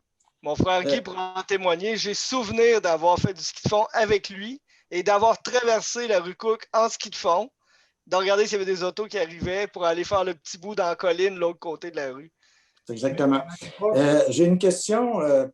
Est-ce qu'il y a quelqu'un qui peut expliquer pourquoi la rue du Golfe s'appelle la rue du Golfe, puis elle n'adonne pas sur le golfe? Il y a des orchidées entre du golfe et le golfe. La rue des Orchidées est arrivée après. La seule rue qui montait au golfe vers la rue Cook était la rue du Golfe. Puis ça, c'était tout en terre à l'époque. Alors, dans les années 50, c'était en terre parce que moi, je montais en bicyclette, puis il y avait seulement que cette rue-là. La rue des Orchidées est arrivée après, qui s'appelle la rue des Orchidées Blanches maintenant. Là. Alors, cette rue-là n'existait pas. C'est ça, essentiellement, là, la rue du Golfe, en fait, s'appelle comme ça aujourd'hui parce qu'il y a eu le golf, mais c'était vraiment la rue qui mettait fin, en fait, au premier rang des terres. Donc, les terres avaient leur front sur la rue Racine, puis le bout de la terre, c'était la rue du Golfe. Fait que c'est sûr qu'au bout du rang, il y avait un chemin qui existait depuis fort longtemps. puisqu'après ça, il y avait des terres qui avaient été concédées aussi là, dans le système seigneurial. Mais dans le fond du rang, il y avait une terre, un chemin comme ça, qu'on a appelé la rue Saint-Jean-Baptiste. Et voilà, là, donc ce tracé-là existait.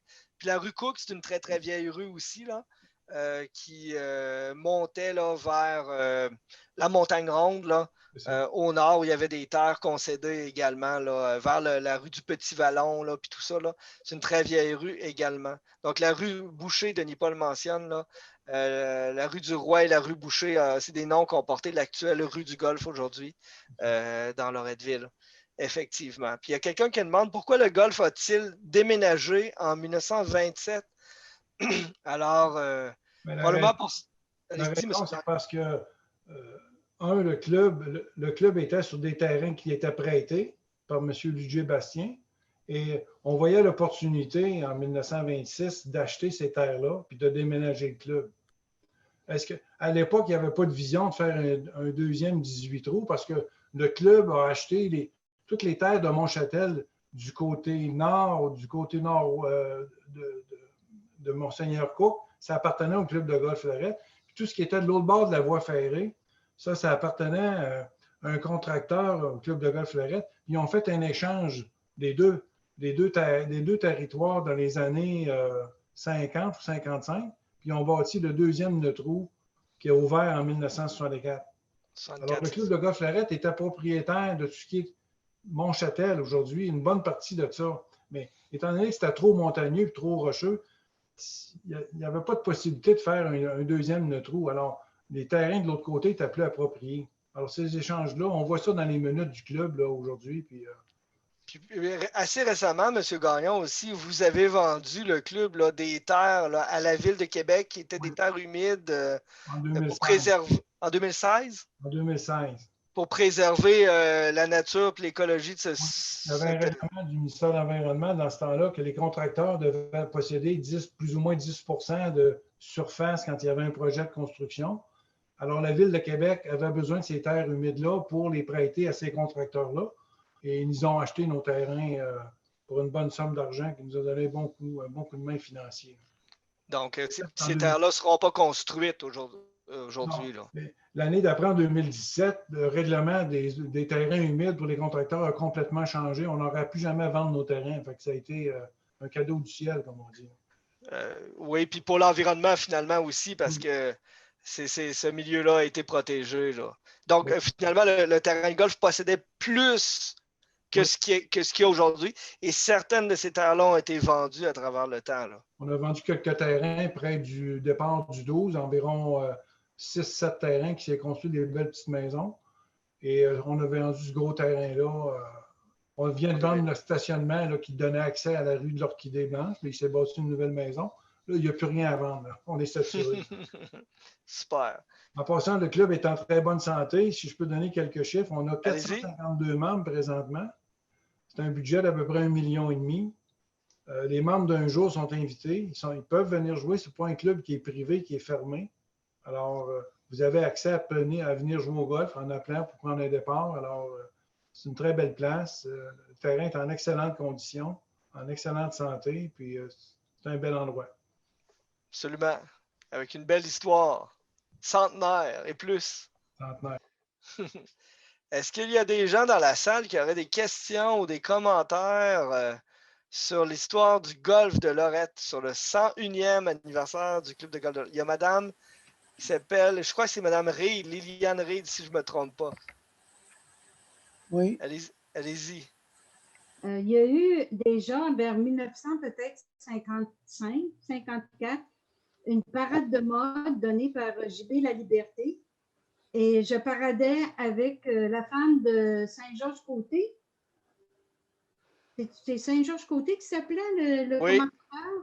Oui. Sa femme paradait, puis lui, il était le commentateur de la parade de mode.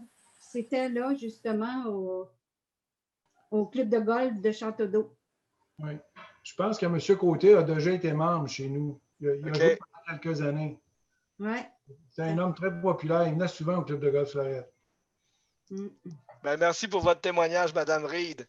Oui, Alors, monsieur. Madame Reed, qui est une petite fille du premier maire de Château-d'Eau, si je ne me trompe pas, Madame Reed. Hein? Oui, oui. Vous êtes la petite fille de Joachim Reed, le tout premier maire de Château-d'Eau. Oui, c'est Alors, ça. Oui. donc, la villégiature, puis les estivants, puis tout ça, là, ça vous dit quelque chose, bien sûr. Alors, il y a 2 personnes qui ont levé la main. Il y a d'abord Claude Martel et il y aura ensuite Alfred Martel. Et entre-temps, il y a M. Benoît Verrette qui dit « J'ai été membre junior de 83 à 87. Ça coûtait 175 $ de super souvenirs. » Alors, M. Claude Martel, allez-y. Je ne sais pas si dans le livre du 100 ans, du 100e anniversaire, on parle là, que les Nordiques avaient fait du club de golf, le Lorette, leur club, eux autres, tous les joueurs des Nordiques pouvaient venir jouer souvent. Moi, j'ai vu régulièrement le coach Bergeron, tout ça, avec Stastny, les joueurs et tout ça. C'était vraiment le club reconnu pour attirer les joueurs des Nordiques sur place. Et d'ailleurs, l'association des joueurs des anciens Nordiques font annuellement encore leur tournoi de golf, leur bénéfice à ce club-là.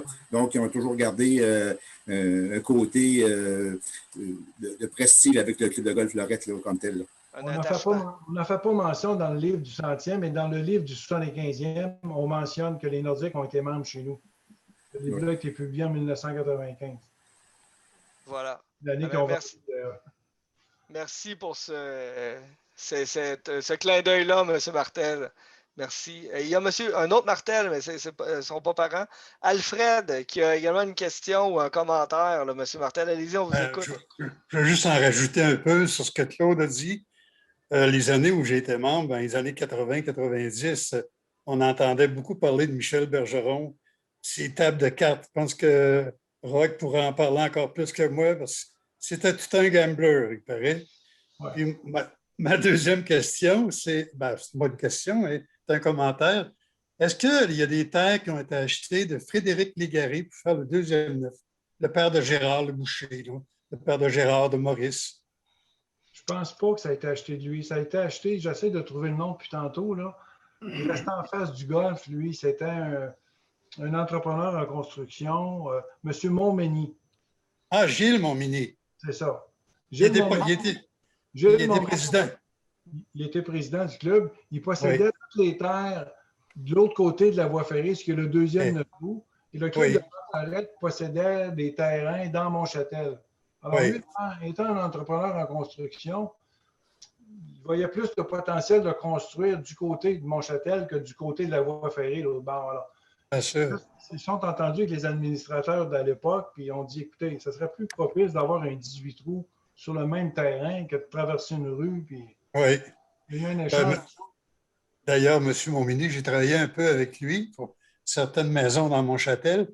Puis c'est dommage parce qu'ils ont démoli une belle maison moderne dont il était propriétaire en face du stationnement, du côté ouest de la rue Cook, là, où il y a eu des jumelés de construits. Ouais. C'était tout un homme d'affaires. Oui, c'est un gars qui a eu une grosse contribution pour le club de golf.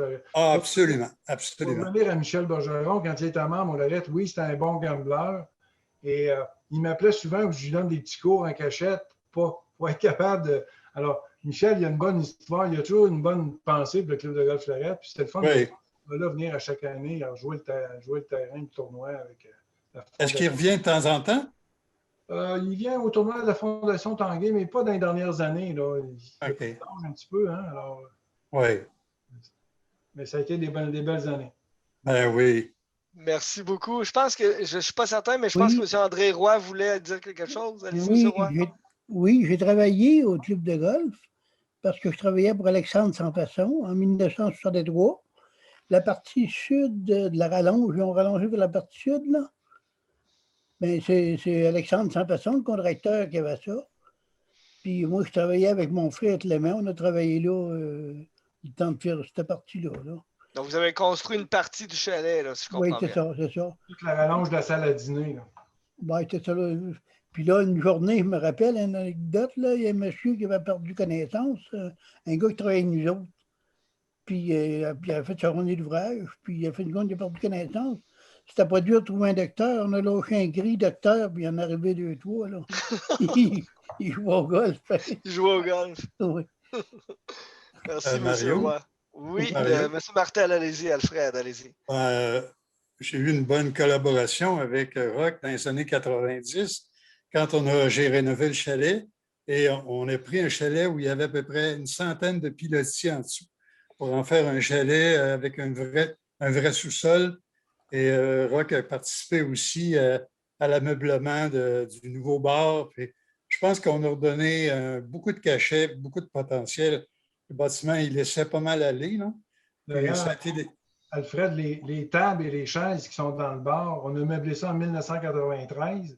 Ça avait coûté 28 000, puis ils sont encore très bons. Ils sont encore là, hein?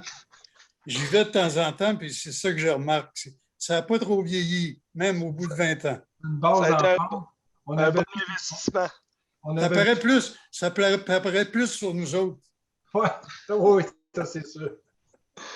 Super. Hey, merci beaucoup tout le monde. Là, vraiment, là, en tout cas, je ne sais pas si la parole est ouverte encore, s'il y a d'autres personnes qui veulent ajouter des détails. Là, La seule chose que je peux rajouter, Mario, c'est que Monsieur Gagnon, allez-y. On va attendre que la pandémie se termine. Là. On est sur la bonne voie. Je pense que oui. Je retiens tout le temps l'idée de faire la soirée historique avec la participation de Denis Anger. Alors, on pourra se parler d'ici l'année prochaine, mais c'est le fun de pouvoir faire cette soirée historique-là. Clairement. En faire profiter aux gens de Loretteville, là, la plupart ont connu le club de golf Lorette. Oui, le deuxième, pas le premier. Là. Il n'y a plus grand monde qui ont connu le premier, bien sûr. C'est ça. Ben oui, M. Gagnon, là, c'est tombé dans un mauvais moment, là, puis nous autres, on est toujours prêts pour faire ça à nouveau, assurément, sans l'ombre d'un doute. Pour nous, en fait, c'est une institution, le club de golf là, à Loretteville, là, c'est une institution centenaire. Il n'y a pas beaucoup de choses qui sont centenaires à Loretteville. Il y a les canaux Légarés, il y a le club de golf. Puis après ça, il y a quelques bâtisses, quelques maisons. Mais sinon, comme organisme, comme institution, ben, il y a aussi la Saint-Vincent-de-Paul. Là, je vois Louis-Philippe Godreau en haut à droite, là, dans le petit carré. Il y a quelques organismes comme ça là, qui sont plus que centenaires. Puis ben, le club de golf là, assure le souvenir, la mémoire de l'histoire de Loretteville à sa manière, clairement. Alors, je tiens à remercier tout le monde ce soir. Pour nous, c'était vraiment une dernière soirée pleine de découvertes, en fait. Comme j'ai dit au début, moi, le golf, je ne connais pas ça vraiment, là, personnellement. Mais comme j'ai dit tantôt à mon frère, j'ai dit, tu sais, il y a Dieu, puis en dessous, il y a les historiens. Fait que nous autres, les historiens, on s'intéresse à tout, même les choses qu'on ne connaît pas. Dieu a créé un monde disparu et nous, les historiens, nous le reconstruisons à partir de traces que l'on retrouve. Pouvez-vous nous parler de certains joueurs qui ont marqué l'histoire du golf et qui viennent du Lorette? Je ne sais pas, je vais laisser la parole à M. Gagnon là-dessus, sur la question de Denis Paul. La première qui me vient à l'idée, c'est Marie-Josée Desbiens, qui demeurait justement tout près de la rue des Orchidées, qui a gagné le championnat canadien junior en 1990. Ça a été la seule québécoise, ça a été la seule fille de Loretteville à gagner le championnat canadien junior. Le tournoi avait lieu à London, en Ontario. Et Roch est trop humble pour dire que c'était lui l'entraîneur de Marie-Josée. Et Denis Paul a écrit également qu'il lui a enseigné là, à la suite de sa question. Elle a fait une carrière aux États-Unis, je ne me trompe pas encore. Elle a fait ses études par la suite en Oklahoma. Et aujourd'hui, elle travaille à l'Université d'Arkansas, encore dans le golf. Puis elle s'est mariée, elle a une belle petite fille. Puis elle a fait sa carrière là-bas. Ça a été une belle histoire. Alors, ça a été la seule championne junior canadienne. L'année dernière, le fameux tournoi Duc de Ken, qui est le plus vieux tournoi amateur, le tournoi, je pense, qui a 138 ans, a été remporté par un golfeur du club de golf Lorette, Christophe Sylvain. Il y avait juste une ronde à cause de la pandémie. Il a joué 69, puis c'est lui qui a gagné le tournoi. Puis il a passé plusieurs bons golfeurs, là, mais c'est trop difficile de tous les énumérer. Là, mais le club de golf Lorette a toujours été renommé pour former des bons golfeurs. D'abord, c'est un parcours qui est très difficile. Quand tu joues bien au club de golf Lorette, tu joues bien un petit peu partout. Là. Alors, c'est un bon répertoire de bons golfeurs. Moi, j'ai un nom en tête. Je ne sais pas si vous en avez entendu parler de Marc Lachance. Marc Lachance.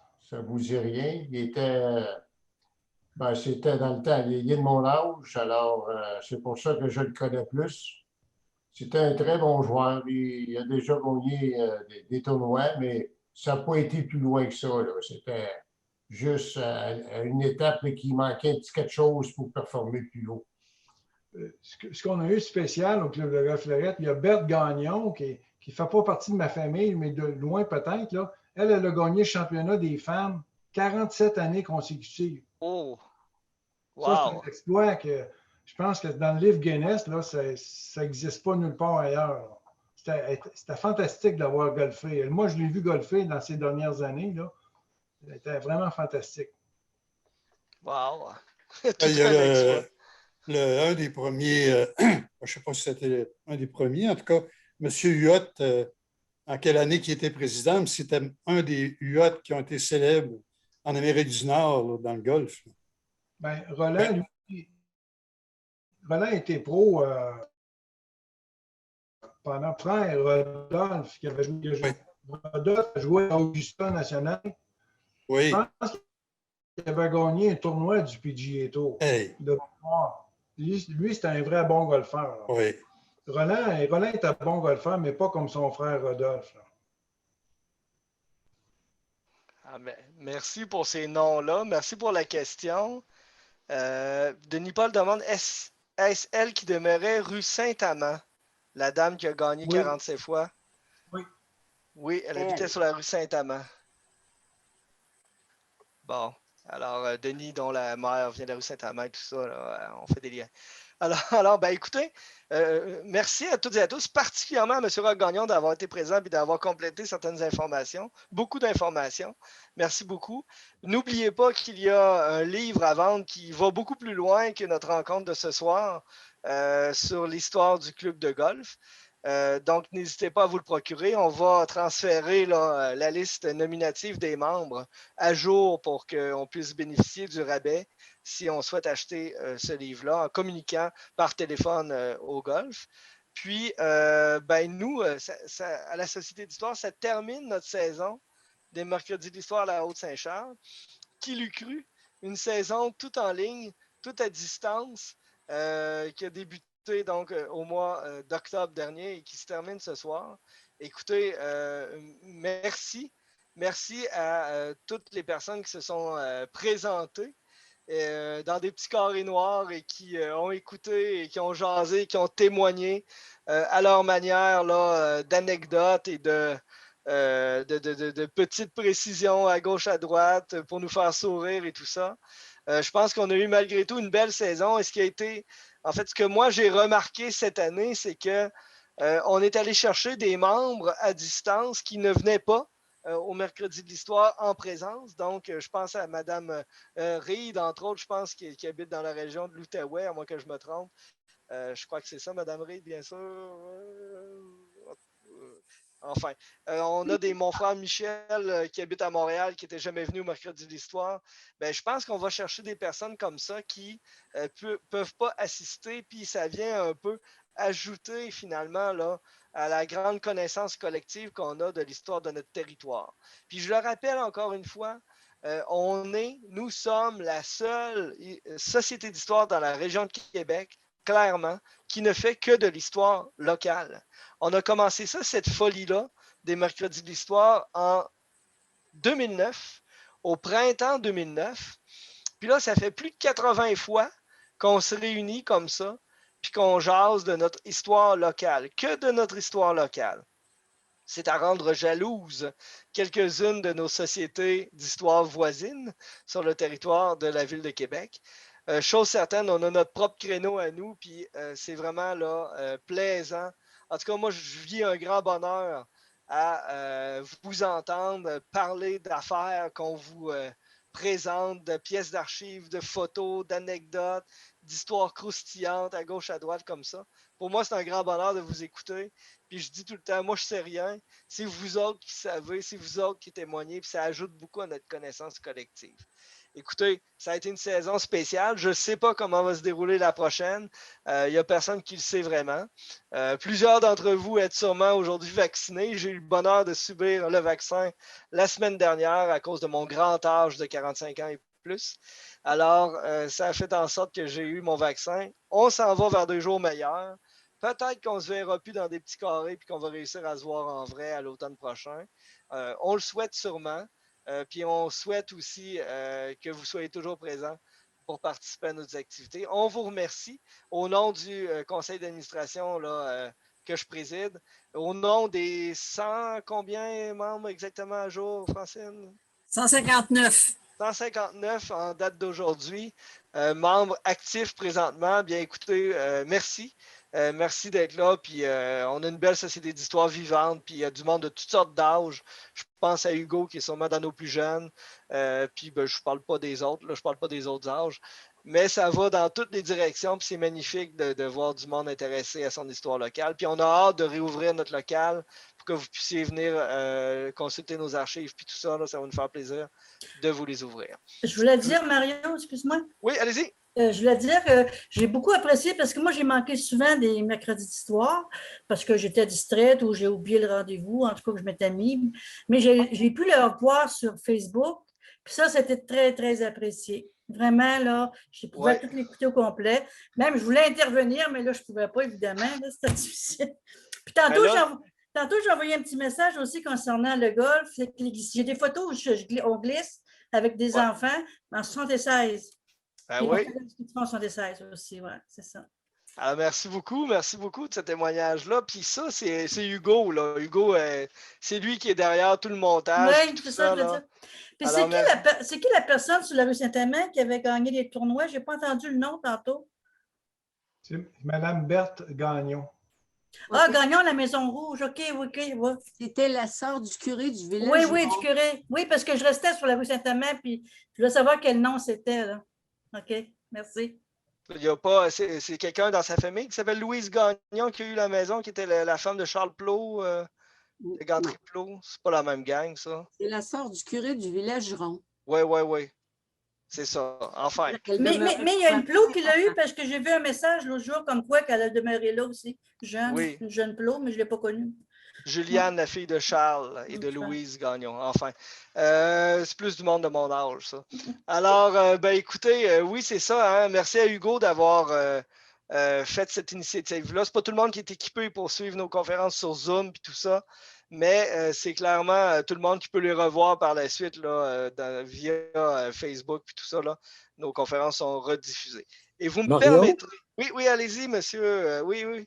J'aimerais te remercier pour le leadership que tu apportes à la société et à ces animations-là. C'est très vivant. Merci beaucoup. Écoutez, j'ai pas de mérite. C'est mon travail dans la vie, fait que c'est facile pour moi. Alors, ben, merci beaucoup de le dire. Ça me fait chaud au cœur quand même. Puis, je me permets en fait de faire un petit aparté de 2 minutes. Hier, j'ai participé à une conférence de presse qui s'est déroulée à l'arrière du presbytère Sainte-Ambroise de la Jeune-Lorette au nom de la Société d'histoire qui appuie en fait le comité de financement de la paroisse Sainte-Ambroise de la Jeune-Lorette afin de réparer le presbytère qui a besoin d'aide. Alors, on a lancé la campagne de financement de réfection du presbytère et vous pouvez vous acheter des tôles pour aider à financer la réparation du presbytère. Donc, passez sur notre site Internet à la Société d'histoire que Hugo vient de partager à tout le monde là, pour voir l'état de délabrement du presbytère, qui est un immeuble exceptionnel, avec une histoire exceptionnelle. Il faut absolument là, donner un petit coup de main.